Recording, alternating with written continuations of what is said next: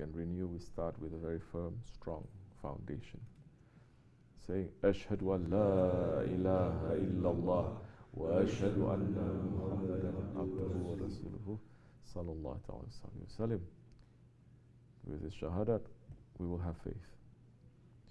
When we believe in this shahadat, when we make it to drop from our tongue to our hearts, and from the heart it is beating to the rest of our body, and we are moving and working according to that shahadat, that's the time the shahadat is going to give benefit to us. If the shahadat is just on the tongue, it doesn't come to the heart, we are nominees to become hypocrites. If it is in the heart, knocking to the heart, but the heart is dead and is not pumping to the rest of our being, of our body, of our mind, of our spirit, then that time the shahadat is just going to be stuck there too, and we may become dead, robotic people, not searching for ourselves and not searching for Allah.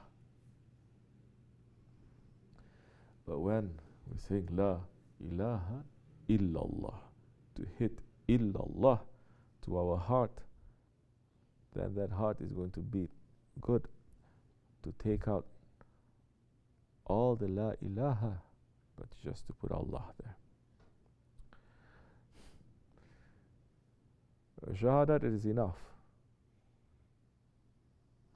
And intelligence is given to man, that if he were to sit down and just understand the shahadat for the rest of his life, he can never come to finish that knowledge. Because with that shahadat, he can understand what is the ilahs that he's saying la to. With that shahadat, he can understand only in getting rid of the ilah you understand Allah subhanahu wa ta'ala. If you understand, if you know Allah at that time, you can worship Allah. But with that shahadat too, to know that the understanding and the worship of Allah, it is only according to Muhammad Rasulullah alayhi salatu wasalam. It is only according to the Prophet alayhi salatu wasalam. Is the risalat of the Prophet finished? Is his prophethood finished or no? We cannot say it finished. If he is finished, if his prophethood is finished, why are we saying Muhammad Rasulullah? So it is continuing, isn't it? Of course it's continuing, because his prophethood began in pre-eternity and it will never end. It began with Allah, because before anything there was the kalima, and where there is the name of Allah, there is the name of the Prophet ﷺ. It is never ending. It is not finished. It is continuing. Which is why we keep continuing saying Muhammad Rasulullah ﷺ. If it's finished, we're not going to say Muhammad Rasulullah. We're just going to say La ilaha illallah. I'm going to say La to the ilahs other than Allah according to my way, according to my intelligence, according to my tribe, according to my nationality, according to my education level, according to my stomach, according to my ism. I'm feminism, I'm going to follow La ilaha illallah according to feminism. I'm Kemalist, I'm going to follow La ilaha illallah according to Kemalism. Any ism you put, you're going to say that ism is the way for me to understand La ilaha illallah. That time you're making a new prophet. This is exactly what is happening today. Because the prophecy of the Prophet ﷺ, his prophethood is not ended. And his law is not ended. And his representatives, they don't end. It continues. It is a chain. And it is a protection there. So now, to have the iman, to have faith, according to divine protocol, you must have that faith according to Muhammad Rasulullah. No other way. If you have faith not according to Muhammad Rasulullah, it is not complete. It is not complete. And because it's not complete, one day is going to bring you to a very low station. Not the high station that Allah has willed for you. Because our will is the only will that Allah has given. We are the only creatures that Allah has given a will. And our will can go against Allah's will, correct? Can any other creature's will go against Allah's will? No. It cannot. But Allah is giving us just a little bit of that irada, that power in this world. You say, oh, Shaitan went against. Was he given the power to go against? And did he escape from that? He did not. He did not escape that time. He's not escaping now. He's not escaping on Judgment Day. But for mankind, we may escape a little bit. Especially for this nation. There is so much mercy that is given to this nation. We may escape for a very long time. Then, by the mercy of Allah, you happen to wake up one day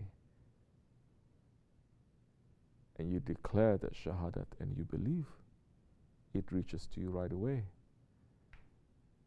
Then all those years of your will going against the will of Allah, which in reality you are declaring yourself an ilah and not Allah. All of that Allah will forgive. Because of who? Because of Habibullah alayhi salatu wasalam. Especially on the night of Miraj, that he asked and asked and asked and asked and asked. He asked for him to go to higher stations. He asked for him to have ease in this dunya. He asked for his wife, for his children. What are we asking on these holy days? Exactly this. But he asked only for his ummah. How many actually praying for the ummah? Or are they praying for themselves? How do you pray to the ummah? For the ummah? Just to say, may tyrants go down. No, it's not just that. You pray that the help of Allah come quickly. You pray that we get ourselves ready, because when you are ready, then the help of Allah comes. You pray for Mahdi alayhi salam to appear. You pray that you become strong to stand up to Dajjal and his system and to be with Mahdi alayhi salam.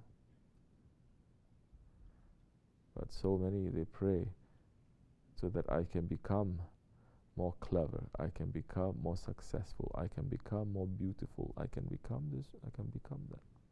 Just dunya. This is showing your level now. Don't wait for someone to give you any title. You know by yourself that time when a man thinks where he is. All you need to do is compare yourself. To who? To that one that Allah subhanahu wa ta'ala saying, we have created you in a tremendous character. Alayhi salatu wassalam.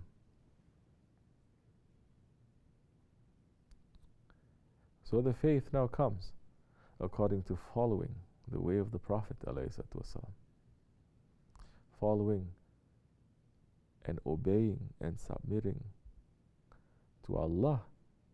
It is to obey and submit to the Prophet. Obeying, submitting to the Prophet alayhi salatu wassalam. It is to obey and to submit to your rightly guided leaders.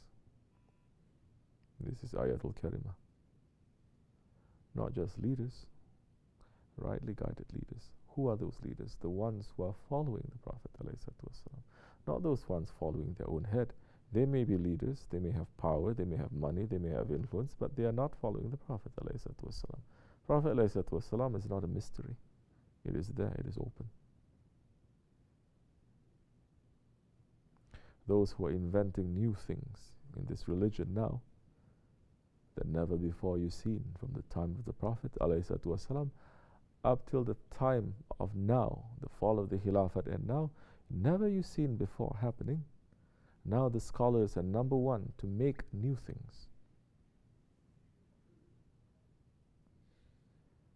They are scholars, yes. They are leaders, yes. Are they rightly guided, following the tradition? That one you answer for yourself. There is a question mark. So now, there are those ones that they are good people. You see them, their faces are good. They do good things, but they are unbelievers. So many Muslims are very concerned about this. And I'm saying, don't be concerned. They're not your concern. Are they your creatures? Did you create them? I'm concerned because it's my father, my mother, my daughter, my son that I am following Islam and they are not. Don't be too concerned. Are you praying for them? Yes, that's all that you can do. Do they have a master? Yes, they do. Who is Allah? Are you their master? No. Don't run them that time to become their master. Because Allah knows who He has created. Allah knows the secrets of the ants that's living in His hole. Allah knows the secrets of these universes that are expanding and going somewhere. We're all moving somewhere. And Allah knows His creatures. And those ones that are very good ones, but they're not believing. Mercy of Allah is open. It is everywhere. Are they at least believing that there is a creator?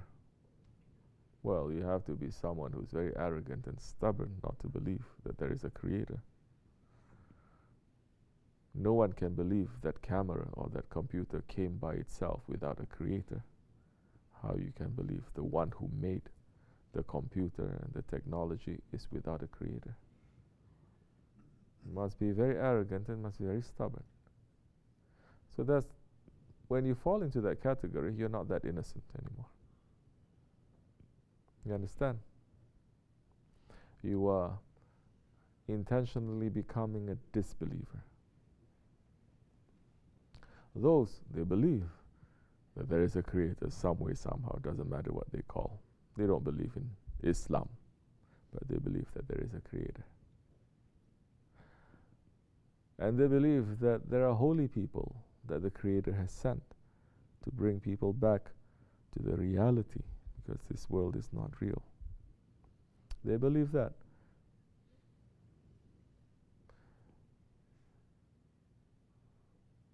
Are you friends with them? Do you know them? Are you trying to say a couple of things? I'm saying a couple of things about Islam, they don't like to listen. Don't say a couple of things about Islam. Be a Muslim. You become a Muslim. It is impossible for them to hate you if they see the characteristics of the Prophet ﷺ on you. It is impossible for them to hate you when you look at them and you smile, because you say and you believe that smiling, like the Prophet says, it is charity. It is impossible for them to hate you when you give them help. We give them charity. It is impossible for them to hate you when you show the best manners, according to the Prophet ﷺ. That time, they like you because you are showing the proper manners of Islam. Are they liking Islam? Of course they must be. You are just a conduit. You are just an intercessor. You are just a tool. You are just empty, and the Islam is being filled up, and they like the taste. They are drinking. They like you because you are holding the characteristics of the Prophet ﷺ. They cannot accept anything else that is enough for them. You are not their creator. You cannot force them. You cannot force them to open their hearts, because Allah is the one who is the turner of hearts. He will turn the hearts when He wants. It is not our concern so much. We should be worrying about ourselves, because there is a possibility, those ones, that right before they die, maybe one friend of Allah is going to tap them for them to wake up and for them to give shahadat. And when they do, the power of that shahadat, it can destroy all their wrong actions and for them to become new. This is the power of the shahadat. But there is also a possibility that we, at the last moment, and if we are not being awake and aware, that our ego may trick us in our last moment. That we are not saying Allah. That we're saying, my wife, or my husband, or my daughter, or my money, or my things. We're not calling to Allah. When He's there inviting us to come to Him, we're calling to His creatures. We have that possibility of doing that. We should worry about ourselves. So, especially in these times,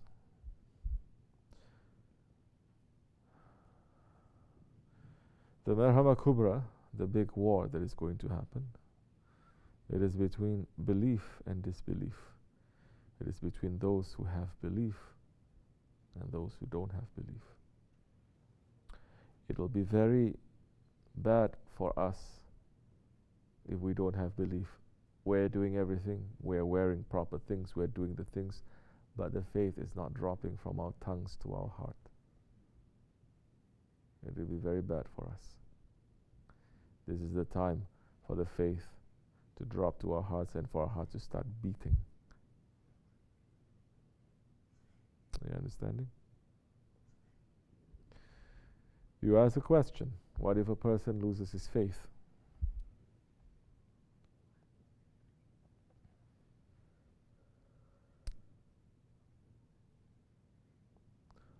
If you lose something, what do you do?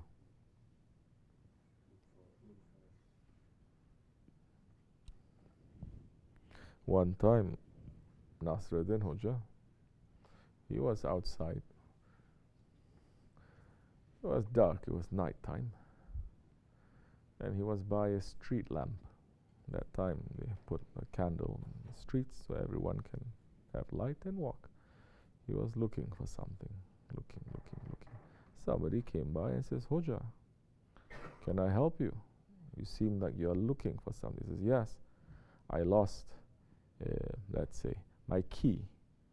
Okay, I'm going to look. So the man is looking with the Hoja. And the man say, Hoja, did you lose your key here? No. I lost my key in over there, next to my house. The man said, why are we looking over here, Hoja?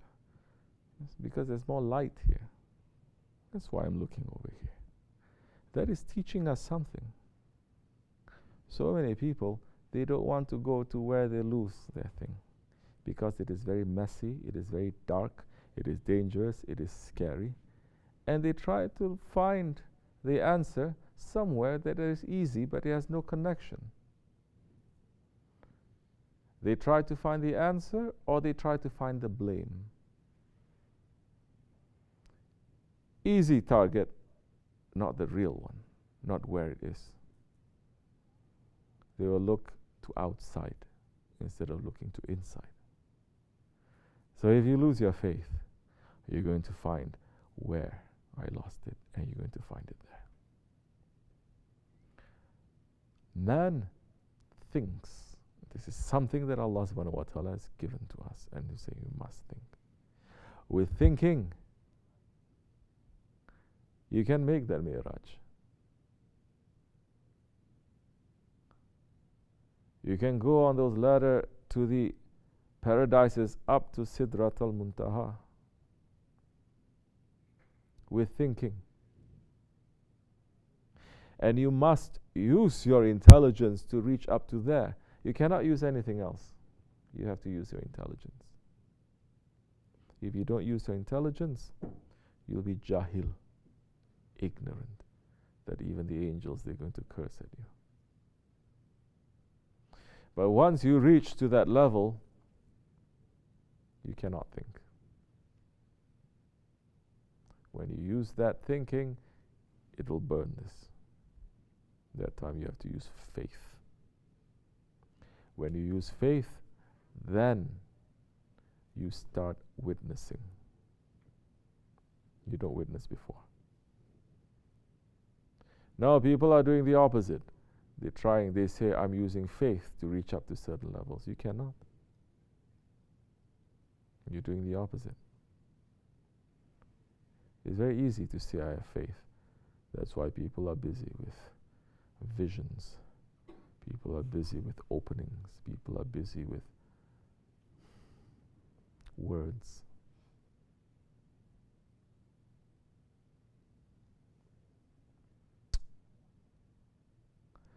You lose your faith.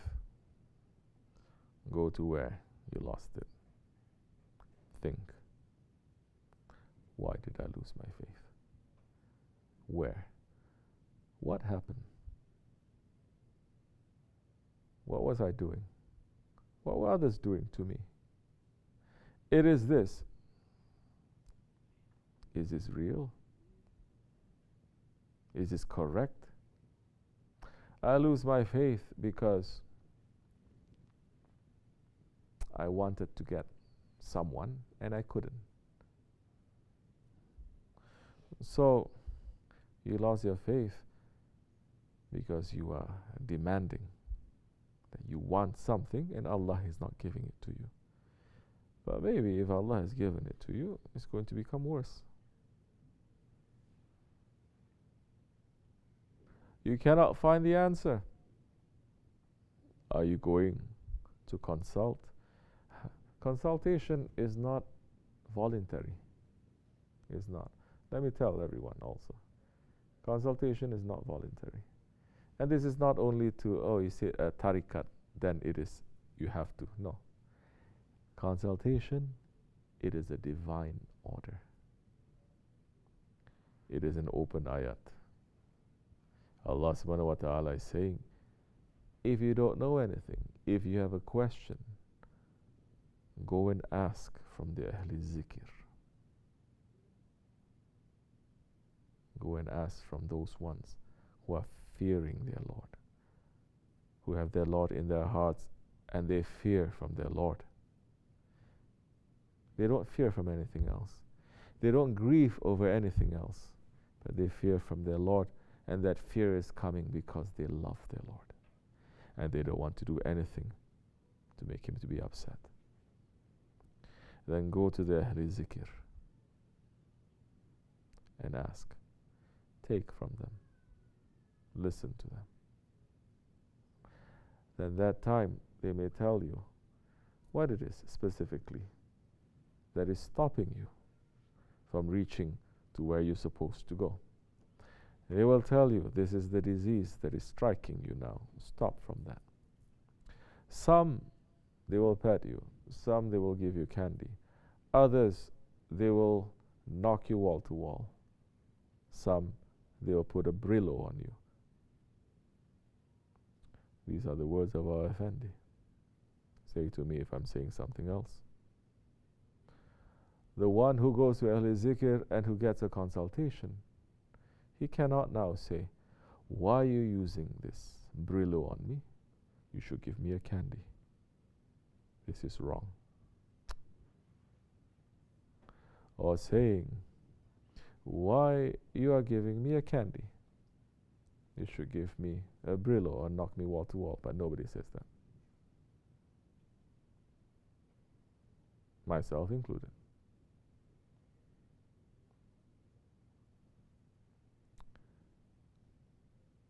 They are listening.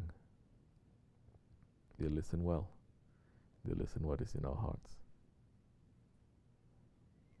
Now when that is happening, if we train ourselves to sit on our ego, to step on it, to control it, that time we may control that too.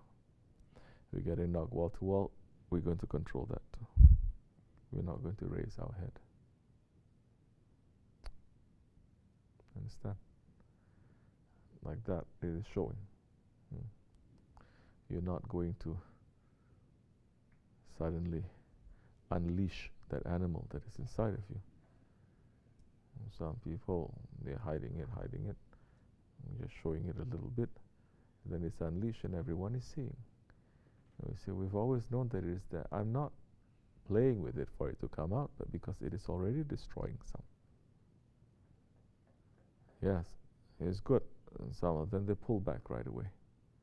It's still good. We're still praying for them. But you have to pull back. You cannot just keep it now and feeding it. Keeping it small like a dragon and feeding it. One day the dragon is going to get very big. It's going to overtake you. You try to control it, you cannot. Because all this while, you didn't get rid of it. You keep feeding it. What our Efendi is saying. Swallow. Learn how to swallow. Learn how to digest, not just to swallow. Some they just swallow, later they throw up. Learn how to digest. This is when your thinking comes in. Understanding and thinking. Your tafakkur. After you digest, then you will learn how to separate what is good you take and what is bad you're going to pass out. How does that happen? Through all your thinking. Then that himmat comes. That support comes. Because you're taking one step. They take 10 steps to you. You don't want to make one step. You keep stepping back. You're making it impossible for them to come. Take that one step. Sit on it. Digest it. Saying this is correct. Don't let that ego to go wild. At that time,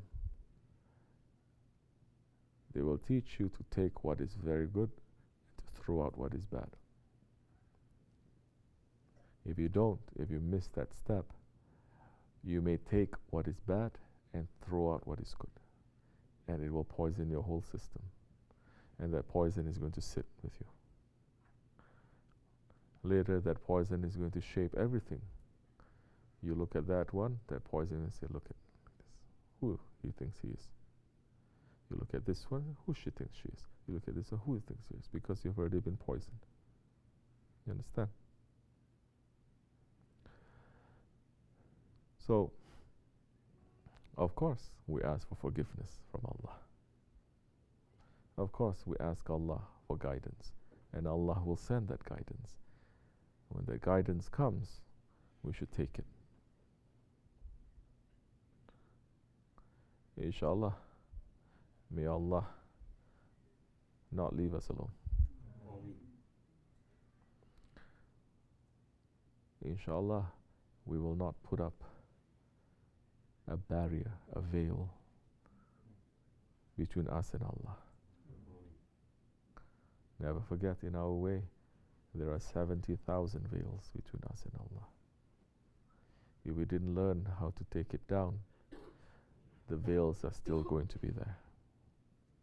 No matter how much we go up and down, no matter how much zikr we do, no matter how much we praise, no matter how much others praise us, no matter how much even the holy ones that they are praising us. Never forget, those ones who betrayed the Prophet ﷺ, Prophet ﷺ at one point praised them too. Prophet ﷺ prayed for them too. Ibn Salama, before he became Ibn Salama, what was he?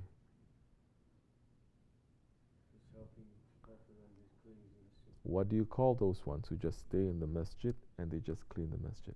Huh? Khatim? Yes, but what is the word? Who are they? They just stay in the masjid, they just clean the masjid, they don't go out, they have no one, they are very poor. Ahli Saf. Sufi. He was that before. What made him from becoming a Sufi, Ahli Sufa, to becoming Ibn Salama?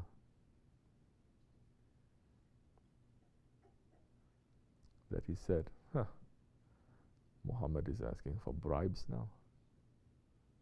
Alayhi salatu wassalam. What was that?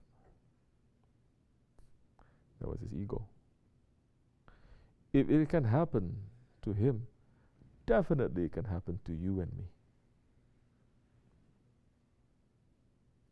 He was cleaning the masjid of the Prophet ﷺ when he was living here physically, eating with him, praying behind him, doing everything. We're not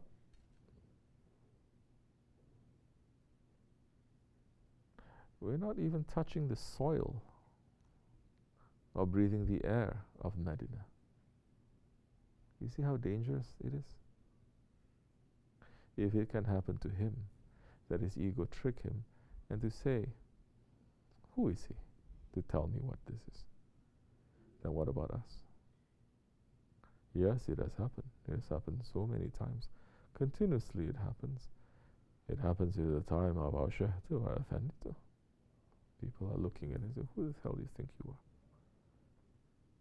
Correct? Say to him, what about you? There's Sohbet I could point. Sheikh is saying this. You're saying all this about us. I say, what about you? You think you are so perfect?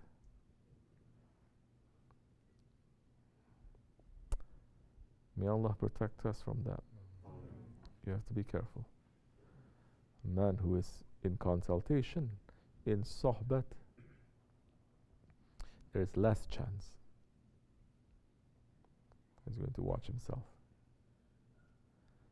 And don't feed your ego. Understand? Starve it. If your ego is arrogance, don't feed it. Don't put yourself in situation where you think you are there. Even if others put you there, you're going to put yourself down. You're going to find a way to put yourself down and down and down. If it is stubbornness, stop being stubborn. Even if you're right, you're going to say, okay, as you say. When others are telling you, you're not going to be, even if you are right. This is how you are training. If you're angry, don't be angry. This is how you're going to control it.